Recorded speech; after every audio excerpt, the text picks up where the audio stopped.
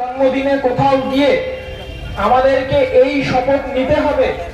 যে তামান্নার যে লড়াই, যাদের জন্য আজকে পলাশীর মাটিতে এমন একটা নৃশংস ঘটনার সাক্ষী থাকতে হলো গোটা রাজ্যকে, তাদের বিরুদ্ধে লড়াইটা প্রত্যেক দিন জন্মদিনের মতো। তামান্নার ঘটনা শুধুমাত্র কোনো পৃথক ঘটনা নয় বা ব্যতিক্রম ঘটনা নয়,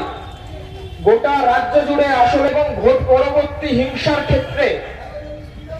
গতকাল আমাদের ভারতের ছাত্র ফেডারেশনের তরফ থেকে গোটা রাজ্য জুড়ে আমরা তামান্নার জন্য আসলে যে শুধুমাত্র ছবি অথবা কবিতা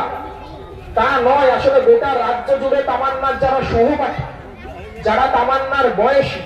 এবং যারা ছাত্রছাত্রীরা রয়েছে, গোটা রাজ্য জুড়ে গতকাল ছাত্রছাত্রীরা সরব হয়েছে তাদের তামান্নার জন্য, তাদের সহপাঠীর জন্য। আসলে